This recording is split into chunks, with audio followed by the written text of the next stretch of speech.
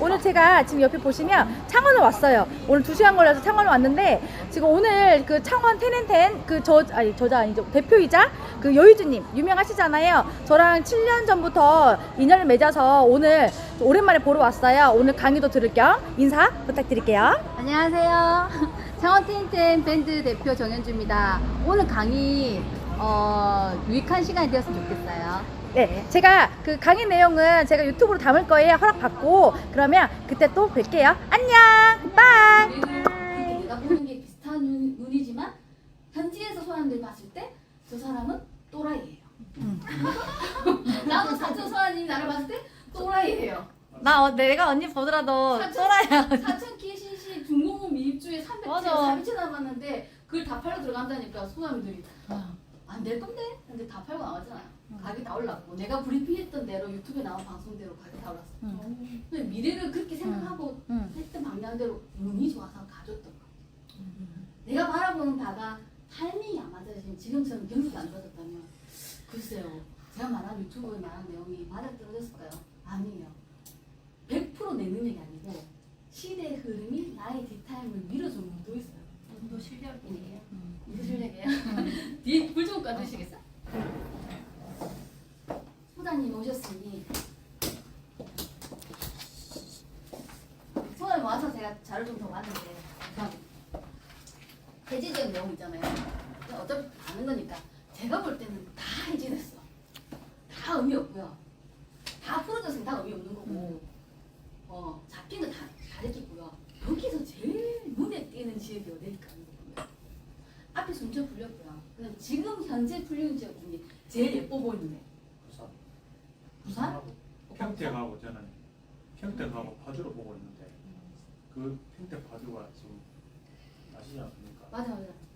그 지택사하고 저기 파주 쪽에는 운정 쪽에 좀 좋아질 것 같고 평택은 지금 지제 쪽에 그쪽에 최고대장 아파트 팔아 가더라고요. 알아보니까 두 군데 다 둘 다 파르게. 내가 만약에 돈이 있으면 파르게 있으면 그쪽에 하면 괜찮아. 지대장 아파트 사면 괜찮지 않을까? 그럼 그 팔이 얼마 간다 생각하십니까? 지금은 그 가격이 내리고 있으니까 내리고 있으니까. 당장 살 이유가 많이 없고. 비슷한 얘기로 교통이 개발되는 이유가 뭘까요? 도로가 펼쳐지고 BRT 노선, 그다음에 GTX 이렇게 곡선 전철 이게 생긴 이유가 뭘까? 물류, 그다음에 인구가 유동해야 되는데 그 물류가 1순위거든요. 물류라는 거는 만들어낸 생산품을 움직이잖아요. 움직인다는 건 무슨 말이에요? 공장이 어디 있다는 거고 그 공장에서 움직인다는 거예요. 그럼 공장이 생기려면 제일 먼저 닦아야 되는 게 길이에요. 길 닦아야 돼요. 철도, 길. 그래서 닦는 거고 그럼 여기서 보면 평택, 천안 대기업 있는 장소 아니에요? 맞죠? 그리고 공장이 더 생길 때요. 천안, 안산 쪽도 더 생기고 산촌 쪽도 더 생길 거고 생길 그쪽으로 그러니까 결국은 우리는 투자를 하러 갈 때는 공장이 많은 지역 그렇지 않나? 맞아요. 공장이 더 생길 지역 그렇지. 베리베리 땡큐 그리고 소득이 높은 지역 그리고 살고 싶어하는 선호도가 높은 지역 공장이 있는 도시 중에서 살고 싶어하는 선호도가 높은 지역 요소 순천 공연 중에 순천에 살고 싶어하는 것처럼 여기는 우리가 어디 살고 싶어요? 마창진 중에 우리 어디 살고 싶어요? 창원 중에서도 어디? 조금 갈리겠으나 성산구가 살고 싶죠. 그 다음에 2등이 의창구죠. 맞죠? 의창구가 스타필드가 완성이 되면 또 마음이 싹 의창구로 갈 수도 있어요. 그쪽으로. 그런 거고 보시면 하락시장을 얘기하는 건데 하락은 이 경기순환곡선 보면서 교수님들하고 지금 경제학 소시al 얘기를 많이 하거든요. 야, 너희는 지금 어디라고 생각하니? 라고 물어요. 시점이. 여러분 어디라고 지금 오늘의 지금 이 순간의 시점이 어디예요? 하락 시작? 시작? 여기서 이쯤? 하락이 시작. 그러면 어디가 하락의 끝이 언제쯤일까요? 우리가 지금 예상하는 거 언제쯤일까요? 그러니까 정답은 없는 건데 언제쯤 될까라고 그냥 매스컴에 들리는 얘기를 들어봤을 때 미국에서 금리를 더 올린다고 하반기 더 올리고 내년에 더 올리게 되면 지금 우리가 2.55 맞죠? 2.55 그 미국이 3.25이기 때문에 0.75가 높아요. 자, 그 상황에서 환율은 떨어져요. 우리 환율은 떨어져요. 우리 건 떨어지죠. 원화 가치가. 그럼 물어볼게요. 우리가 원화 가치가 떨어지면 우리 물건 싸요, 비싸요? 미국 갖다 팔고? 거꾸로 얘기해서 1달러에 1,400원 준 거랑 1달에 1,000원 줬어요. 맞죠? 그럼 우리가 물건을 팔면 비싸요, 싸요? 미국 갖다 팔면 비싸죠. 우리가 달러를 갖고 해외여행 가면 그죠? 미국에 버는 그 돈이 다르잖아요. 자, 그러면 지금 우리가 수출이 잘 될까요, 안 될까요? 수출이 안 되죠. 그럼 경기 지금 구태기가 맞는데, 자 여기서 다시 보면 구태기가 맞는데 어떤 경제학자도 내가 지금 이 순간이 여기인지 중간인지를 몰라요. 그래서 한 이쯤이다 생각하고 정책을 만들 때, 정부의 정책을 만들 때 열심히 만들거든요. 만드는데 바로 뚝딱뚝딱 만들어서 실행이 가는 게 아니라 항상 공무원은 그 관료주의 적인 절차를 다 따라가다 보니 이때가 지나서 이 정책이 이때쯤 나오는 거예요. 정책에 언밸런싱이 생겨버려요. 그래서 우리가 항상 그 사이클이 항상 안 맞았어. 수요와 공급도 안 맞죠. 아파트의 수요 공급 안 맞는 이유가 뭐예요? 아파트는 직접 분양 모델하고 생기면 언제 다 지어져요? 2년에서 2년 반? 길면 3년이잖아요.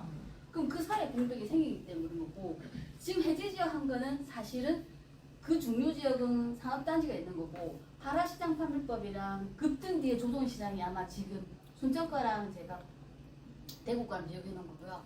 자산가치 판별법이나 이런 간단한 거는 뒤에 나올 건데, 보시면 대기업이 전 이벤트가 밖에 없어요. 이걸 어떻게 찾는가 중요한 거예요.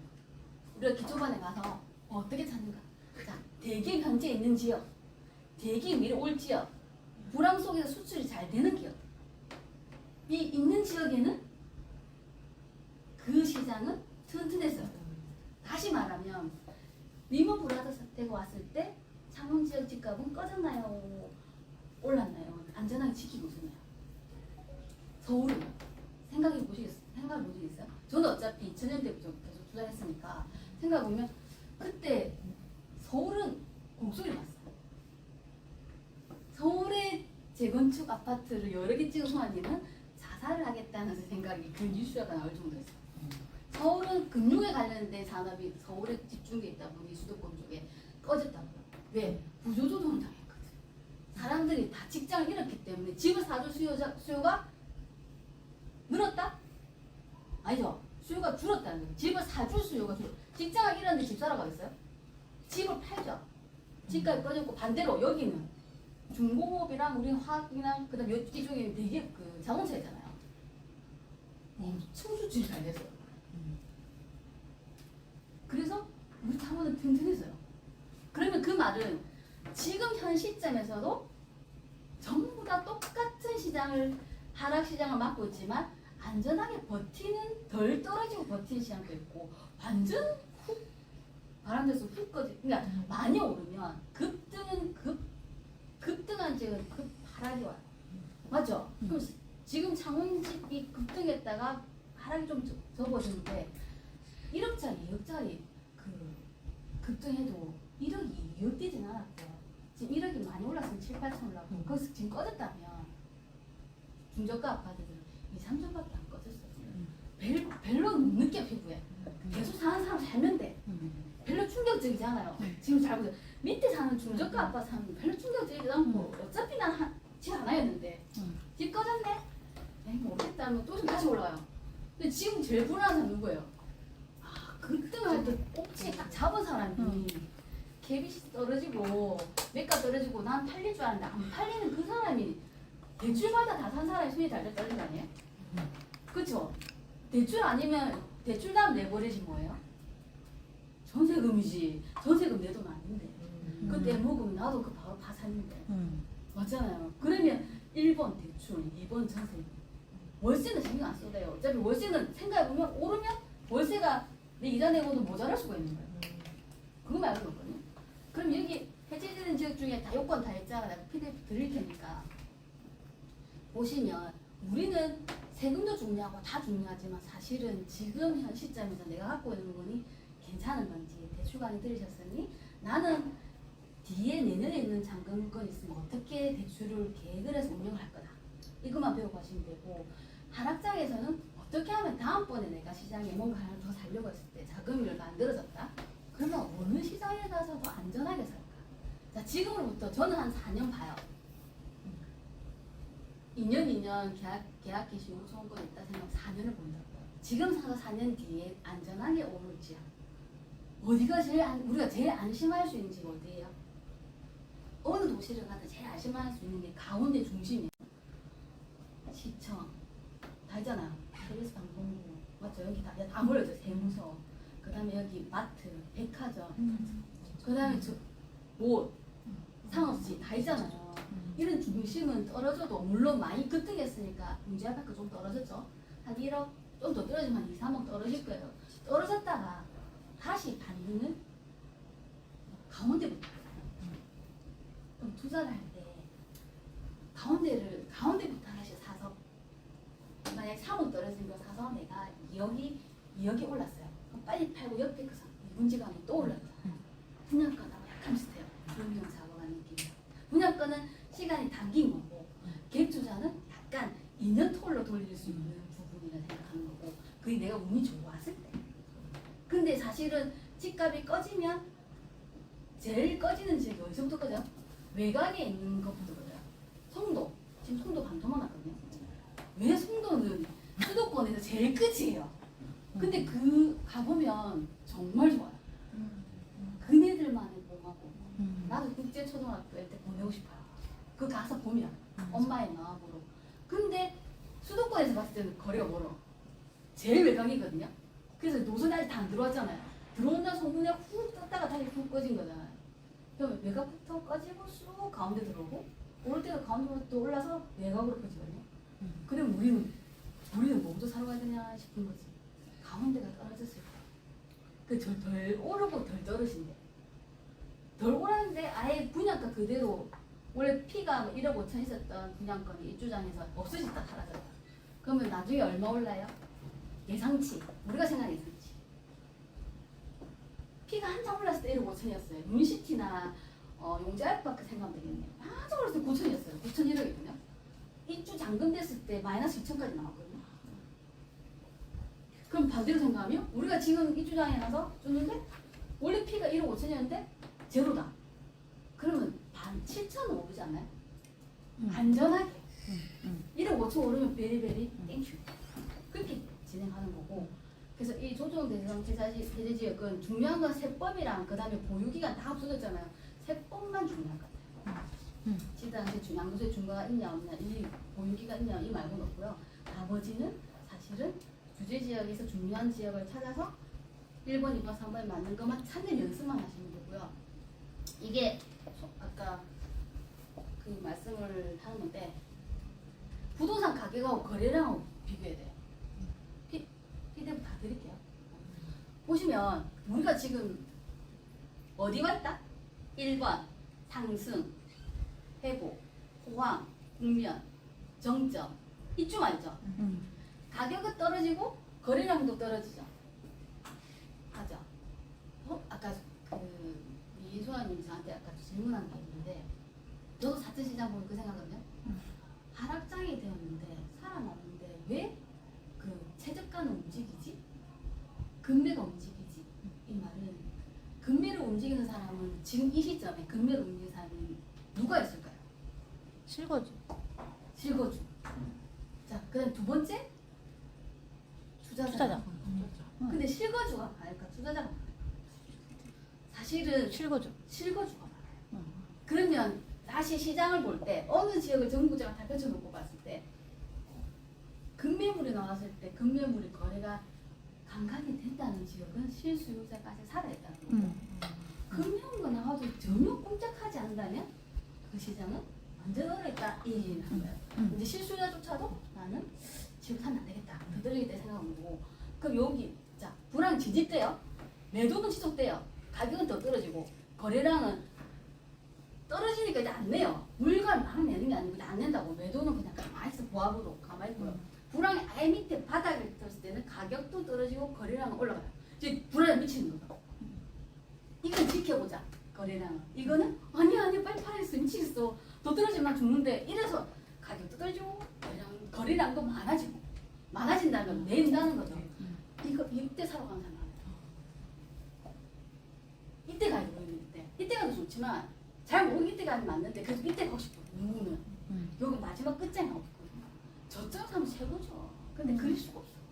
그런 일 거의 제가 볼 때는 그런 경우 로또예요. 그래서 경기 전세 올라갈 땐 가격은 그대로 보합한 상태고 거래량 올라가요. 10%짜리 가겠어요. 지금 3% 4%짜리 상가 빌딩 사겠어요. 10%. 그럼 3개월짜리 안전빵으로 10% 가잖아요. 무슨 말인지 알겠죠? 지금 그렇게 분위기가 된다는 거는 시장에 큰 돈들이 움직이는 장소대로 돈이 따라다니지 절대로 작은 돈이 먼저 가는데 큰 돈이 따라가지 않아요. 큰 돈이 가는 흐름에 작은 돈이 따라가요. 유동성이 왜 축소됐을까? 금리가 올라서 돈이 딴 데 가요. 무슨 말인지 아시죠? 자, 이거 보세요. 이거 최근에 대구 가면서 본 건데 빌리브 스카이예요. 죽전역 내거리 달서구. 그냥 달서구 내에서도 좀 괜찮은 동네, 부자 동네 그런 거고. 그러면 수성구에 올해 입주한 아파트가 7억이더라고요. 피 다 떨어져가지고.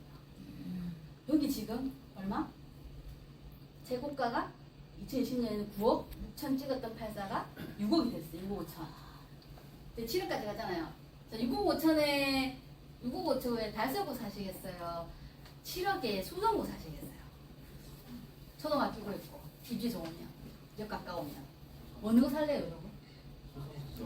그쵸. 그러면 다시 말하면 2군의 입지에서 1군 입지 뛰기 좋을 만큼 지금 1군이 많이 올랐다 1군이 떨어졌잖아요, 입지가요. 걔 둘이 붙었죠. 그럼 뭐 어디로 띵뛰기, 요로 띵뛰기 하냐고 반대쪽 수속으로 가잖아요. 그 사람들 지금 문제가 뭘까요? 아니 가고 싶지 당연히. 안 팔리지. 기간 안 팔리지. 팔고 띵뛰기면 안 뛰지잖아요. 그럼 어떻게 돼요? 결국은 내가 갖고 있는 집이 대출받아서 저기를 대출을 받은 금액 가지고 전세 끼고 사놓는 거예요. 내버리지. 그럼 어떻게 돼요? 4년 뒤에 오른다. 대구장은 반드시 4년 이상 걸려요. 4년쯤 돼야 빚이 바짝바짝 보일 거고 다른 지역은 입주 물량이 없으면 4년 뒤에 아주 좋은 호소식이 들릴 거고요. 그러면 같이 있는데 둘 다 오르잖아요. 4년 뒤에 오른다면서요. 그럼 갖고 있는 집도 팔아가지고 대출받았고 맞죠? 대출받아서 이 수성구로 샀어요. 달서구를 지고 있으면 수성구로 샀다고요. 자, 지금 규제식 풀렸죠? 무슨 말이에요? 조정적에 있을 땐 제가 8%야. 풀렸어. 1.1%잖아. 그럼 이때 이 시장에 놓고 뭐 사러 가겠어요? 수정구 사러 가지 1.1% 다음으로 그전에는 8% 돼서 그전에 12%에서 못 담았으니까. 저 가면서 두 개 다 오르면 두 개 다 수익이 되잖아요. 다만 이자를 넣은 방울식은 4년 치만 빼야 돼요. 수익에서. 이쪽 갖고 있는 기존 자료가 돼서. 그러면 결국은 보세요. 얘 분양가도 6억밖에 안 했다고요. 얼마 올랐어요? 3억 올랐잖아요. 그때 다시 얼마 꺼졌다? 분양가만큼 이제 꺼져가고 있어요. 또 반대로 생각하면 나는 여기 너무 빌리브 스카이가 봤는데 너무 좋았어. 가고 싶었던 사람들은 지금 사러 가야 돼서. 12주로 생각하실 때. 그럼 투자자를 관점으로 생각했을 때는 나는 1군 수성구 제일 좋은 동네 살고 싶어 하면 지금 움직이기 딱 좋은 때이기도 하죠. 안 팔리면 레버리지 이용한다. 다 레버리지 계산을 정확하게 잘 하셔야 된다는 거예요. 이거 순서네요. 왜 보여줬냐면 소장님들이랑 소장님들은 친구 많이 묻는데요. 얼마나 오를 것 같냐고 물어봤거든요. 자, 9차가 맨 마지막에 요 끝자에 10차까지 있지만 9차가 그 가격이 제일 높아요. 2017년 분양가가 2억 6,300 각장이 포함해서 19년 8월 입주 7억 4천 재고가 얼마 올랐는지 보이죠? 왜 순천에서 돈 많이 벌었냐? 저도 이때 나와서 돈 많이 벌었겠죠. 나 분양가 다 팔았어요. 안타까워요. 여러 개 냈지만 안타까웠다고요. 그때 그 등기를 축소했는데 처음에 등기 치라 했거든요. 근데 뭐 취득세도 있고 막 명의도 있고 너무 많은데 이 종부세 생각하다가 떨었는데 분양가의 상태를 다 팔았는데요. 갖고 있었으면 이때 7억에 6억에 팔았어도 그렇지 않아요? 맞죠? 근데 이게 이 정도 가격이 다시 내려가잖아요. 분양가만큼 내려간 거예요. 아이도 그래도 두 배잖아요. 최초에 샀던 사람들은. 중요한 거는 여기 샀던 사람들이 여기 샀던 사람 머리가 아프겠죠. 무슨 말씀인지 알겠죠. 그러면 제가 다시 볼게요. 구차가 신대 중흥 구차가 7억 4천원 찍었는데 지금 트리마제는 얼마예요? 분양가가 84가 4억 5천. 피 지금 붙어있죠. 네. 한 5천 정도 있잖아. 5천. 아니 그 정도는 아직 아니고. 네. 그러면 거의 그럼 2, 3천 붙었다 있어요. 네, 맞아요. 거의 없다 생각하는 법원 있는 쪽이에요. 트리마제는 수성물 할 곳이에요. 근데 여기 1군 입지는 현재 1군 입지는 신대지구예요. 근데 트리마제로 움직여가는 거예요. 1군이. 움직여가고 있는 중이에요. 왜? 자, 제일 2019년 입주인데 제일 신축인 트리마제 입주가 언제죠? 2024년 11월 달이요. 2024년 12월 달인데 5억이다. 그러면 여기가 7억이다. 글로 이상하고 있지 않아요? 피가 갑자기 가서 갔다가 이 프레임에 저 갖다 붙지 않을까요? 트리마제 세대수 많아요. 그리고 거기 호수고 외청 호수 법원이 있고 법원이 있고 강공소에 붙어있어요. 살기 되게 좋아요. 그러면 그렇게 생각해보면 우리가 지금 이 한학장에서는 기회가 아예 없다. 도망가야 된다. 무조건 물건 다 팔고 여기서 문을 닫고 나는 이제 부동산 쳐다보지 말고 있어야 된다. 이게 아니라 이때 내가 어느 거를 살 수 있는지 어느 거를 다시 갈아탈 수 있는지 그 지역의 소장님들 또한 왜 2군에서 1군이 될 지역이나 인디기 한 사람들한테 컨설팅 해줘요. 왜? 나중에 지금은 그 말 안 하겠지. 소장님이 미쳤으니까. 이 시국에 살라고요. 하지만 나중에 4년이 되면 내가 오르고 난 다음에 정말 잘 띵뛰기를 잘했구나 라는 생각을 할 거예요. 그래서 이걸 보여준 거고 그러면 급등하거나 가격 조정이 되는데 다시 얘들이 오른다면 최고가 오른다면 7억까지 가겠죠. 반대로 나는 여기가 너무 좋아. 신대 중구차가. 근데 그럼 지금 사야 되죠. 좀 더 떨어지면. 또 더 떨어져도 분양가보다는 나아지니까 4억까지 갈까요? 3억까지 갈까요? 물어볼게요. 그 기준 좀 잘 가야 돼요. 맨날 사야지. 떨어질 거야? 떨어질 거야? 언제까지? 분양가 2억까지? 소환이 2억까지 떨어질까요? 아니요. 전혀. 아니 여기서 더 떨어지면 저는 1억. 그래서 1억 5천까지는 안 떨어질 거예요. 1억. 그러면 4억 주고 샀는데 다시 원금 회복하면 7억이면 3억. 작게 오르면 2억. 맞죠? 5, 6억은 된다 이 소리잖아요. 왜 그 말 하냐면 소득의 수준이 있어요. 그 지역을 보는 거는 소득이 많은 사람이 대기업다는 사람하고 소득이 많은 사람이 많이 살수록 집값을 받쳐주는 세력이 되는 거고 투자자는 가수요예요. 투자자가 진수요면 부동산 다 망해. 가수요보다 진짜인 실거주가 많을수록 돈 많고 급이 높은 사람이 많을수록 그 지역은 튼튼하고 지켜낼 수 있어요. 인구가 점점점 줄어들어도 기업이 튼튼하게 받친 지역은 살아남아 있을 거고 기업이 없는 지역들은 살아남지 않을 거예요. 자, 자산 같이 볼게요. 이거는 제가 누가 나한테 물어본 거예요. 분양가 1억 4천인데요. 매수할 때 7,500으로 샀거든요. 담보대출 6,500을 했어요. 그 시점 1년 전에. 그래서 대출이자 4.5% 정도 비싼 거 나갔어요. 1년 이자만 했는데 월 25만 원이었고 29년 월급도 상하니까 월 34만 내요. 자기가 1,040만 받았으면 지금 만약에 25만 이자 내고 나면 거치했을 때는 얼마 남아요? 15만 원 남죠. 자기도. 그래서 자기 투자가 얼마 들었어요? 1,000만 원에 15만 원 들어가면 어때요? 7,500만 원 집 샀는데 담보대출 6,500 했어요. 이자를 1년 거치만 했는데 25만 원만 낸다고요. 근데 나는 보증금 1,000만 원 받아붙잖아요. 그러면 내 투자금은 제로 아니에요? 예, 제로에다가 내가 얼마 나왔어요? 25만 25만 원 이자 내고 15만 원 남잖아. 15만 원. 15만 원 남는 게 제 투자금 아니에요? 그 15만 12달면 180만 원 버는 거잖아요. 여기 다시 분양가로 왜 원상을 해고한다면 4년 뒤에 그 양도차익 6,500이 될 거고요. 근데 중요한 사실은 이자가 오르고 있어요. 그럼 이때 전략을 살짝 나갔다. 어떻게 해야 돼요? 다시 월세를 받는다? 더 올려가지고? 50천에 월 45만 원 50만 받는다. 아니면 전세금 7천만 원으로 세이빙한다. 어떤 방법을 선택하실래요? 지금 하락장이라고 본인 판단에 느꼈다면 이자는 급등 시간이 급등하면 어떻게 하냐 이 말 거지. 이게 일로 올라가면 어떡할까요? 지금 금리도 오르고 있으니까. 올라가면 지금 세자가 퇴거했는데 천에 40만 받는 거를 50만 원, 45나 50만 올려 받는다 치더라도 나한테 떨어지는 게 있냐고 물어보는 거야. 없죠? 그러면 뭐가 전략이 뭐가 좋아요? 전세금을 가버려야 이자를 안 낼 거잖아요. 그러면 다시 뭐 전세세 나는 무이자로 투자할 수 있는 방법을 세입자가 주니 세입자한테만큼은 최대한 친절한 인증이 되어주세요. 그래야 내 집 팔 때도 도움이 안 돼요. 결국은 자산 가치를 판별할 때 이렇게 투자하는 방법을 이자를 놓고 하셔야 된다고 말하는 거예요. 이자 급등했을 때 나한테 뭐가 이득인지 전세를 올린 게 이득인지 월세를 돌리고 있는 상태 월세를 해야 됩니다. 이거를 계산식에 놓고 해야지. 그냥 단순히 아니야. 월세 좀 더 받치면 50만 원. 지금 제 투자자 원래 50 더 받으더라고. 아닌데 금리 지금 더 오르는데 더 오를 것 같은데. 그럼 전세 넣어야 되거든요. 그럼 저는 이제 설득 작업해야겠지. 오를 거라고. 그럼 이 말 아니죠. 소장님 100% 100% 보증할 수 있나? 그런 투자자 많아요. 내가 어떻게 알아 100%인지. 다만 이 시국에서 감히 금리 오를 것 같다는 생각하는 거고.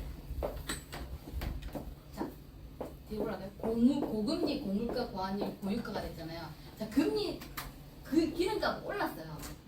근데 우리가 지금 세금을 계속, 유로세를 계속 떨어뜨려서 지금 다시 좀, 우리가 느끼기엔 피부가 안 와닿는데요. 자, 그러면, 원래는 수요와 근본책에서 같이 이 그래프는 계속 앞에서 나오는데 계속 보잖아요. 이게 정말 정확하게 이 그림대로 완벽하게 가지는 않는다고요. 그래프의 경제학 용어처럼 가는 게 아니라 왜 우리나라 환율이 달러가 높아져서 우리 돈으로 달러 더 많이 사와야 되면 우리가 수출이 잘 돼요. 생각해 우리 돈으로 우리가 미국에 물건 사려면 비싸게 줘야 되는데 우리 물건은 싸졌거든요. 예전에 물건보다 더 금액이 저렴해졌으니까 수출이 잘 되는데 거꾸로는 수출이 안 돼요. 왜 안 될까요? 뉴스를 읽어봤으면 대충 느끼고 있거든요. 미국에서 자동차를 만드는 기술을 자기 공장을 만들어버립니다. 우리나라에 수출해야 되는데 공장 만든다는 무슨 의미하는 거야? 자국에서 만든 물품을 자국에서 소비하겠다. 그래서 자기의 불황에 자기에 있는 실업자들을 구제하겠다. 우리끼리의 경제 순환은 사이클 만들겠다. 너희 손 잡고 가지 않겠다. 손 잡는 척했다. 손 잡겠다. 또 다른 데 가는 수출도 빼뜨려서 가겠다. 지금 잘 보세요. 다른 데 가는 수출도 빼뜨려요. 우리가 수출하려고 그쪽이랑 다른 나라 연결해 놓은 것도 나중에 제가 제가 멘트 올릴게요. 유튜브 같은 거. 빼뜨려 가요. 그러면 우리는 어떻게 돼요? 수출이 안 되면 우리나라는 먹고 살 때 수출밖에 없어요. 자원이 많이 나라는 아니잖아요. 이 금리 보이죠? 우리 한국 거 빨갛거든요. 0.05였단 말이에요. 이만큼 올라잖아요. 결국은 미국이란 대장 형님이 움직일 때 우리가 안 따라가면 우리는 저절로 경제가 도태되려면 잃어버린 20년, 30년 일본을 따라갈 수 있기 때문에 우리는 부지런히 가야 돼요. 위에 분들 그렇게 가주셔야 되고 또 반대로 우리가 생각했을 때 우리는 서민이잖아요. 서민이 생각할 때 지금 뭐 어떻게 하는 게 제일 좋은 전략일까요? 우리 서민 입장에서.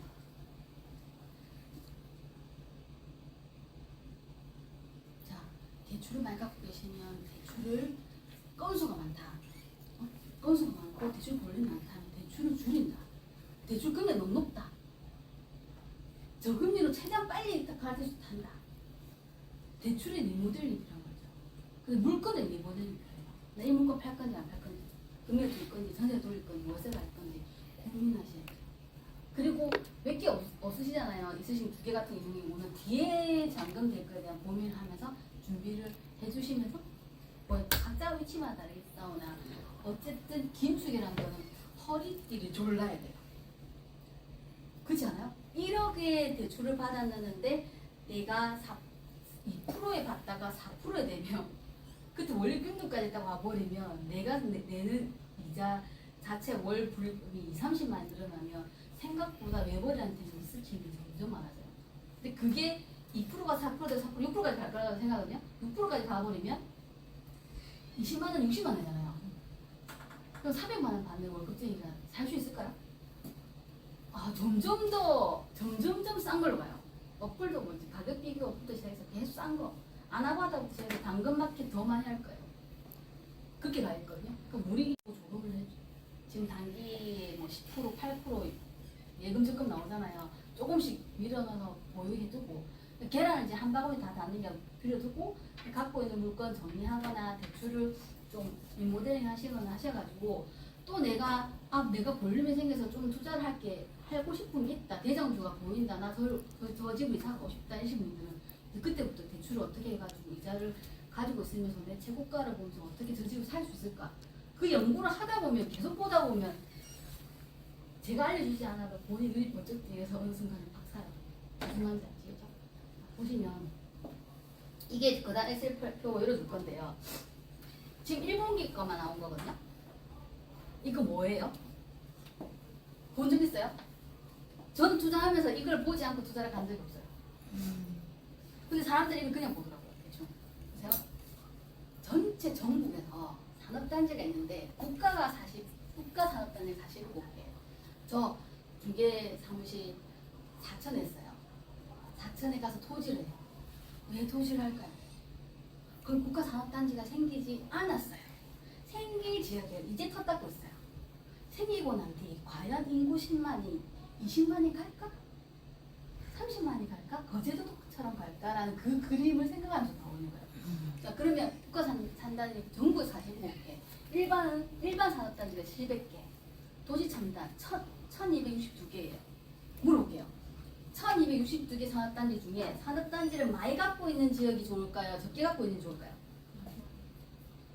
많이 갖고 있는 게 좋죠. 그럼 우리 투자하라고 하면 많이 갖고 있는, 지금 현재 그러잖아요. 산업단지가 대기업이 현재 있는 곳이랬잖아요. 그럼 대기업이 농공단지에 많을까요?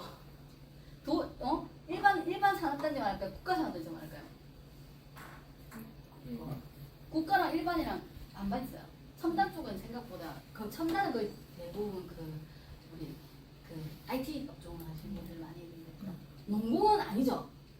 농공은 농사 지었던 상품을 내서 가공해서 다시 파는 산업단지거든요. 그럼 우리가 가야 될 지역은 국가나 일반 산단이 제일 많이 들은 이 볼륨도 많잖아. 농공은 제가 찍겠잖아요. 너무 많은 지역. 무슨 말인지 이해죠? 그럼 분양률도 보세요. 어디가 제일 높아요? 국가 산업단지. 그 다음 농공이잖아요. 분양률이라는 건 분양이 잘 됐다는 거예요. 산업단지가. 가동이 잘 되고 있다. 자, 여기 입주. 사람이 움직이는 거는 공장이 생기는 그 사람을 채용을 해서 생기는 거예요. 맞죠? 그럼 이거 보세요. 어디가 제일 또 많아요? 이게 면이거든요. 227만 9천 이명 중에서 제일 많은 거는 국가. 두 번째 많은 게 일반. 그럼 우리 어디 가야 된다? 국가 일반이 많은 도시로 가야 된다. 오케이. 그 다음에 생산 수출. 잘 보세요. 잘 보셔야 돼요. 생산을 하고 수출을 얼만큼 해냈냐. 생산 그때만 했는데 수출이 안 되면 어떻게 돼요? 누출 나온다. 재고 물품이 쌓여요. 덤핑 할인해서 팔아야 돼요. 그러네요. 국가는 생산을 했을 때 22.2% 수출. 얼마 차이 나요? 이게 옷부터 100만 달러거든요. 아니 100만 원이거든요. 100만 원에서 47에 넘어가면 그냥 요 앞쪽이면 7조, 여기만 47조, 163조. 오케이 이해하겠죠? 나이가 엄청 높아요. 그럼 다시 여기서 생산 요만큼 했어요. 요만큼에서 요만큼 했다는 거는 늘었다는 거예요, 줄었다는 거예요. 숫자로 봤을 때 생산이 줄었어요. 줄었다는 거죠. 수출은 요만큼에서 요만큼 했다 어떤 거예요? 줄었어요. 경기가 좋아진다가 나빠진다요? 나빠진다는 거예요. 아주 숫자가 드라마틱해요. 사실 저도 이과를 나오긴 했는데 숫자만큼 정확한 건 없어요. 물론 이 숫자가 조작되면 그건 우리가 알 수 없는 거고, 하지만 정확한 통계치 나온 거라면, 그렇다면 지금 감소되고 있다는 거죠. 맞죠? 그러면 이게 지금 1분기 거잖아요. 1분기, 2분기, 3분기, 4분기 안 2분기 안 본 거거든요. 2분기는 어떻게 나오는지 보고 3분기 어떻게 나오는지 이 통계 자료를 보면 우리가 지금 어떤 시점으로 가고 있고 수출이 잘 돼서 경기가 호황인지 불황인지, 호황이다 불황이다는 어떻게 느껴요? 우리 경기 진짜 호황이야 불황이야 이 말을 어떻게 우리 국민이 느껴요? 우리 경제 우리 지금 호황이다 불황이다 어떻게 느껴요? 마스크 쓴 코로나 때 불황이었어요 호황이었어요? 신문에 나왔던데 우리 코로나 시기에 맞았을 때 불황으로 신문에 나왔어요? 호황으로 나왔어요? 불황 맞죠? 왜요? 사람들 마스크 쓰고 집에서 안 나왔고 안 나와서 돈을 음식점에서 안 사 먹고 안 썼죠. 자영업자는 정말 고통스럽고, 반대로 마스크 파는 업체, 배달의 민족 맞죠? 배달업체는 지금 호황이었죠. 똑같이 왔냐고 물어보고 불황과 호황이 섞였는데 우리가 느끼기에는 신문에서는 불황이라는 얘기 많이 나왔고, 자영업자들한테 그때마다 대출을 많이 보조금을 펀딩을 해줬어요. 그러니까 지원금을 대출을 줬어요. 저한테도 많이 왔었고 아마 소아님한테 많이 했을 거예요. 해라고. 저는 읽어보고 이거 2천만 원, 5천만 원 주는 거 공짜가 아니네? 대출이네? 대출 돌려막기 하라는 얘기예요. 자영업자들한테. 그럼 그걸 지금 계속 연장해주고 있어요. 신문에 보면. 연장이 멈춰버려. 연장 안 하고 상한을 돌아가면 어떻게 돼요? 물어볼게요. 대출이 연장을 멈추고 상한하라고 돌아가 버리면 이 많은 소소한 자영업자들이 어떻게 되냐고요. 망하죠. 부도나겠죠? 파산나고 파산 간제에 파산하는 사람들 많아질 거고 경공매 문구 쏟아질 거고 맞죠? 제2의 IMF 오겠죠? 그럼 이 정부는 제대로 제일 잘 연장시켜서 가야 돼. 무슨 말인지. 그리고 이게 정부 사업단 시도별 현황이에요. 그러면 여기서 이제 내가 엑셀 자료로 나중에 올려놓을 건데요. 여기서 우리는 보세요. 경남이 207 순서대로 나가는 거예요. 저 이거 되게 좋아하거든요. 숫자 날 좋아요. 왜 이게 돼야만 이 머릿속에 그림을 그려요. 그 다음에 경기도가 192개예요. 경기도 땅덩이 너무 넓어요. 그래서 분포를 잘 봐야 돼. 어디가 많이 몰리는지. 그 다음에 경남에도 어디 많이 몰리는지. 그 다음에 충청남도. 그 다음에 4위가 경북. 5위가 전남이에요. 그럼 나는 만약 간다면 저 1위, 5위 안에만 가고 싶어요. 그 안에서 지역을 또 찾아서 구멍을 난데 찾아서 또 가면 돼요. 그럼 어디서 이 표에서 뭘 찾아서 가면 구멍한 걸 엑셀에 올려드릴 건데요. 멘트 올릴게요. 같이 멘트. 올려도 뭔지 모르고 간다. 이렇게요. 겁나 자료 그 국가 정책 올려 이거 올려도 뭐 안 봐. 블로그 올려도 안 봐. 남이 말해주는 그 논평만 듣고 싶어. 그 블로그 포스팅하네요. 글자만 읽고 싶지 자기가 직접 분석하고 싶지 않아요. 그래서 계속 다른 사람한테 타인을 의존하게 되는 거고 보시면 어디에 보면 우리가 그 정답이 나올까요? 생산, 수출, 금액이죠. 그 다음에 고용 인원수. 그럼 보자. 고용 인원수 많은데 단지수 많이 있는데 고용 인원수 많은데 그 다음에 수출 잘 되는데 생산 많이 하는데 수출 많이 안 된다. 지금 보세요. 지금 전국 국가사업단지가 사실 7개가 생산이 많이 하고 있는 거예요. 수출을 많이 하고 있는 거예요. 숫자가 이거 3자리고 이거 2자리예요. 그러면 지금 재고가 쌓이고 있다. 안 팔린다. 이 얘기하는 거예요. 어느 쪽이 안 팔린가? 저 팔면 어떻게 할까요? 저는 좀 분석적이라서 파거든요. 더 파면 어느 쪽이 안 팔리고 재고 많이 남아있을까가 중요하겠죠. 재고 많이 남아있는 품목, 화학인지 철강인지 무슨 말이죠? 자동차인지 아니면 공산품인지 남아있는 재고 많은 도시에 투자로 가요. 재고 많이 없는 도시 투자로 가요. 없는. 그렇죠. 그럼 그걸 더 파면 굳이 내가 내가 아실 이런 거 다 그거는 가격 지표를 보는 거예요. 고객노노 부동산 지인 보는 것보다 내가 보는 통계치 분석이 훨씬 더 정확해요. 무슨 말인지 알겠죠? 그 지표는 그냥 참고 자료처럼 탁탁탁 보는 거지. 그 사람이 찍어주는 부동산 시에 나와 있는 데이터로 가지고는 않는다. 이게 우리가 투자한 사람이 평생 투자를 하면 가지고 있어야 될 거야. 통계치를 늘 봐야 되고 이 통계치 또한 정부에서 조작이 될 수 있다는 생각을 늘 해요. 100% 정확하진 않다. 왜? 국민들한테 조금 좋다고 설명해 주려면 통계치가 좋아야 되잖아요. 주택 보급률 100% 넘었어요? 안 넘었어요? 다 넘었죠. 근데 물어볼게요. 100% 넘었는데 왜 집값이 올라요? 집이 남아도는데 왜 집값이 오르냐고요? 4천까지 올라요. 그걸 알아야지. 왜 오를까요? 새 집이 없다. 딩동댕. 다시 말하면 내가 살고 싶은 집, 내가 거주하고 싶은 집이 많이 없다. 귀신의 집 말고 촌집 말고 내가 거주하고 싶은 집. 자, 거주하고 싶은 집이 10년 전이나 20년 전이나 지금 현재랑 거주하는 집의 모습이 형태가 변했나요? 모습이 똑같았나요? 트렌드가 달라지죠. 결국은 5060 세대에 맞는 집, 30 세대가 원하는 니즈, 2030을 원하는 니즈가 달라져요. 2030은 점점 결혼을 안 해요.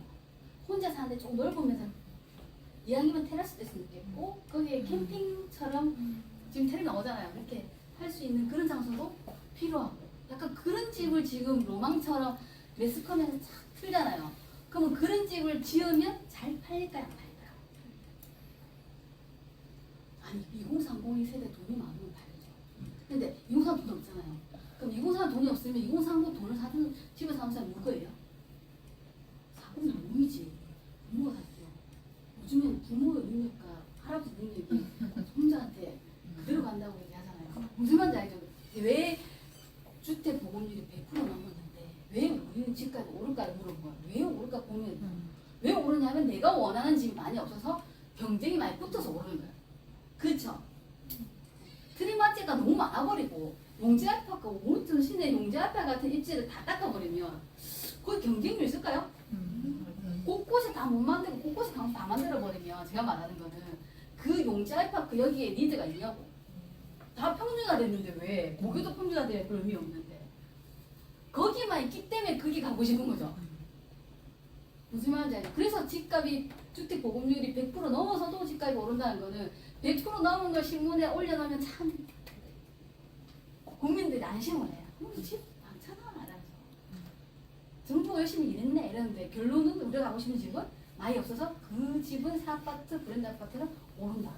그리고 우리는 고금리, 고물가, 고환율, 고유가의 긴축 시대에는 반드시 투자를 하러 가도 안전한 데 가기 위해서는 산업단지가 정말 많은 곳, 그리고 수출이 잘 되는 곳, 그리고 그 고용인구가 많은 곳, 그리고 또 반대로 고용인구가 더 생길 곳까지 훨씬 좋죠.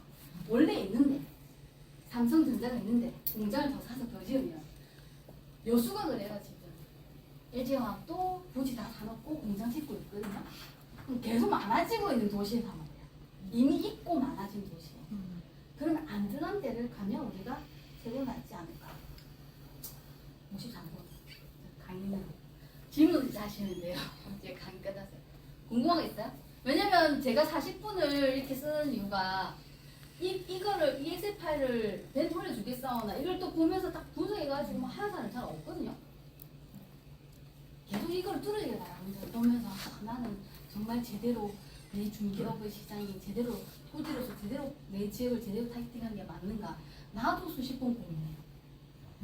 그렇지 않아요? 어떻게 100% 내가 했던 처음 했던 5년 전에 내 선택이 옳았다고 말할 수 있을까요?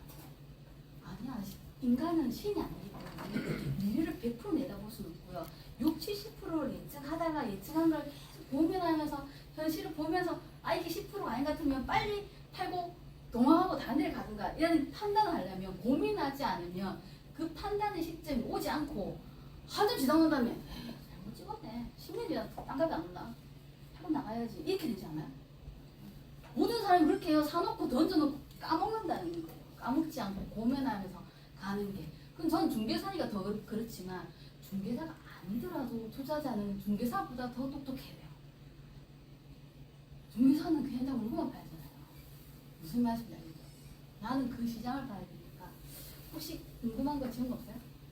최근에 이제 해제됐잖아요, 전국적으로. 그래서 투자자들 사이에서 지금 대구를 가야 되냐, 아니면 좀 안전한 지방 도시에 전세가 받쳐주는 데를 가야 되냐, 이런 좀 고민에 저는 통화를 많이 받았는데, 돌아가는 게 이제 중개사님도 투자자가 많고, 이제 이렇게 창원에서 많이 활동을 하시잖아요. 그러니까 어떻게 이렇게 전국적으로 해제가 됐을 때, 심리가 어떤 식으로 가게 될지, 나눠지긴 할 건데, 지금 분위기가 제일 많이 취득세가 제일 빨리 풀려가지고 피부에 와닿는 지역부터 먼저 갈 거니까 실제로는 대구 시장은 지금 입주 물량이 많아서 전체적 투자자도 지금요 진짜 전문 오랫동안 했던 다주택자들은 이미 대출의 레버리지와 전세금 반환에 대한 목줄이 모여있기 때문에 절대 갈 수 없어요.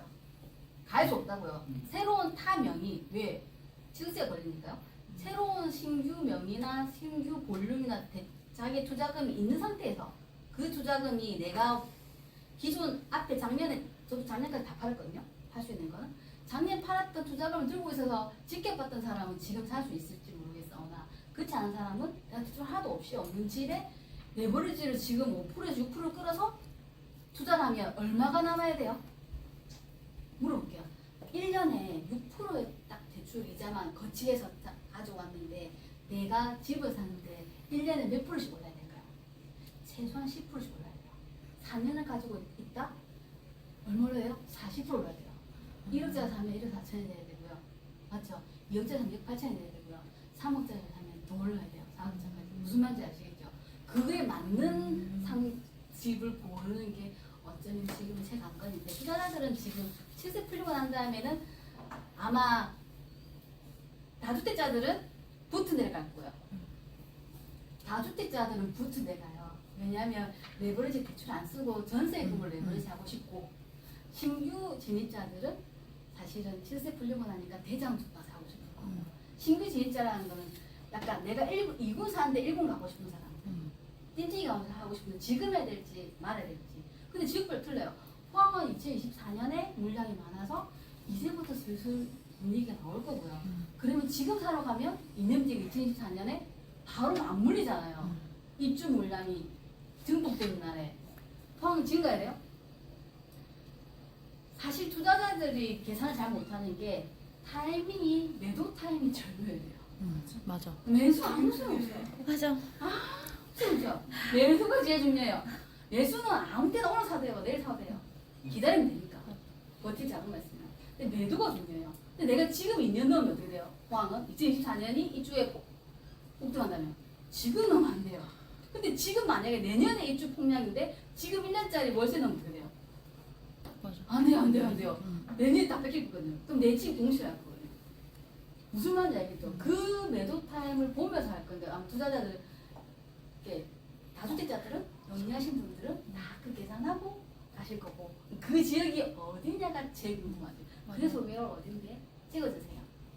그러고 생각하는 거고 지금 순천도 내년 말고 내년쯤부터 있죠. 네, 내년 초반에 한 2,500세대가 이제 순천에선 처음이에요. 1년에 한 번씩 이렇게 뭐 천몇 세대는 뭐 이게 거뜬히 소화했다가 뭐 1월, 2월, 3월 이렇게 같이 겹치니까 그거를 많이 좀 그때만 잘 지나가면 내년 하반기는 이제 올라갈 거라는 순천 시민들이 그렇게 생각을 하는데 그게 이제 내년 그 초반에 상반기에 있는 그거를 이제 어떻게 해결이 돼서 넘어갈지가 처음이다 보니까 그렇죠. 그 부분이 있어요. 두려움이 근데 있을 거예요. 이제 순천이 전국적으로 전세가율이 80% 넘는 그치. 곳이다 보니까 희망적이긴 한데 이제 저희도 신대 물량도 있고 신대가 이제 매도 물건들이 좀 나와 있다 보니까 이제 돌아가는 걸 지금도 보고 있어요. 어쨌든. 근데 이제 지금은 이제 신대가 떨어지면서 전세가는 조금 떨어졌어요. 근데 매매가가 떨어지면서 붙어버리는 상황이 지금 되고 있어서 투자자들 들어가기에는 신대가 지금 딱 좋기는 해요.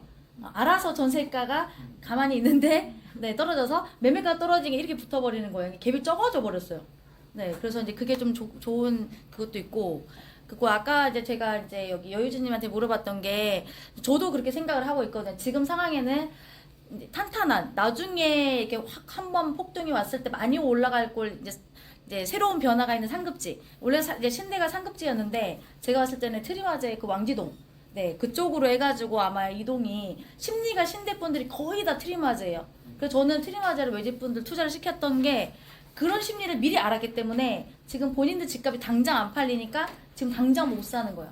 네. 그래서 이제 이동 자체가 거의 대부분 다 트마 하니까 여기가 실거주가 거의 80% 이상 차지하고 물건도 매물도 솔직히 별로 없거든요. 그래서 이제 그거를 제가 물어봤어요. 트리마즈에 얼마까지 갈 것 같냐고. 그래서 아까 근데 아까 원래보다 금액을 더 얘기를 해주시긴 했어요. 원래도.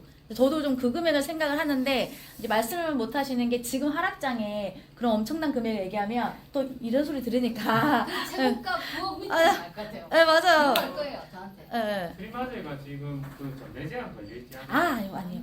모든 순천의 그 시장에 가면 정말 흔들릴 거예요. 흔들릴 때 어쩌면 분양가보다 더 떨어지는 상황이 생기면 엄청난 그러니까 분양가만큼 해도 제가 생각하는 9억까지 가려면 9억 언저리까지 가려면 시간이 걸릴 거예요. 4년 이상. 하지만 내가 매수했던 차임이 최저점이 된다면 어쩌면 입주 물량이 그 시점, 입주 물량 앞에 조용한 시점. 무슨 말이에요? 입주 물량 이 얘기하면 이제 방송 나가시면 입주 물량한테 다 사갈 거거든요. 근데 유튜브에 효과가 그게 있어요. 그쪽에 순천 옆에 바로 옆에 광양 황금지구도 새로 들어서잖아요. 네네. 거기 그게 같이 좀 영향받지 그게 않을까요? 그- 신대지구랑 10분 거리는데. 그게- 급시가 틀려. 맞아요. 그러니까 지금 대부분을 여순강을 묶어서 그게 알고는 있는데 네, 그래서 이게 황금지구도 새로 들어서게 되면 새로운 상권도 형성될 것 같더라고요. 그럼 영향 받으면 물을게요. 영향을 받아야 한국지구. 영향 안 받는 할 수 없지. 받지만 영향 받으면 가격이 떨어져 올라요. 떨어지죠. 어. 처음에는. 처음에는, 예. 떨어지고 난 다음에 좋은 입지부터 먼저 오르잖아요. 예. 그러면 황동지구 없는 상태에서 트리마지가 떨어진 거랑 한국 장에 더 생겼어. 같이 맞받아치면서 떨어지면 이게 더 떨어지겠죠. 그럼 더 저점을 줄 수 있다는 얘기죠. 저는 그래서 그때 황금지구하고 그쪽에 와우지구하고 다 들어서고 맞아요. 나면 응. 이제 기회가 올 것 같다 생각. 다 들어서 가는 데는 조금 늦을 것 같아요. 저는. 네, 맞아요. 왜냐면 저희 순천은 이제 현장에서 돌아가는 거랑 강사님들이 데이터화해서 시켜서 하는 거랑 내용이 좀 많이 틀려요. 많이 들어요. 실상 춘천 시민들의 소식은 제가 그분들 심리라든지 어디가 더 인기 많은지랑 이런 거는 이번 달 틀리고 다음 달 틀리고 솔직히 살짝씩 틀리는데 황금지구는 아직까지는 허우 벌판이고 저희가 순천에서 보는 거는 외집분들하고 제가 이제 소통을 이제 순천에 투자하시는 분들하고 얘기를 해보면 지금은 아니고 한 10년, 8년 정도를 봐요. 네, 허우 벌판이고 학교도 없고 그리고 위치 자체도 이제 순천하고 좀 많이 이제 지금 도로 교통이 좋아서 10분 거리라고 하지만 아직까지는 황금지구는 지금 당장 투자는 전혀 아니고 순천이 트리마제 때문에 뭐 2년이고 4년 안에 폭등이 온다고 하면 저도 순천 분들 데리고 그쪽으로 왜냐면 제가 예를 들어 보면 제가 트리마제 살고 있어. 내가 8억짜리를 팔았어. 그러면 또 투자를 해야 되잖아요. 근데 제가 이제 제일 잘하는 곳을 이렇게 많이 아니까 안전하게 보고 있잖아요. 근데 그 8억을 팔았는데 제가 간다면 똑같이 8억짜리 가든지 네.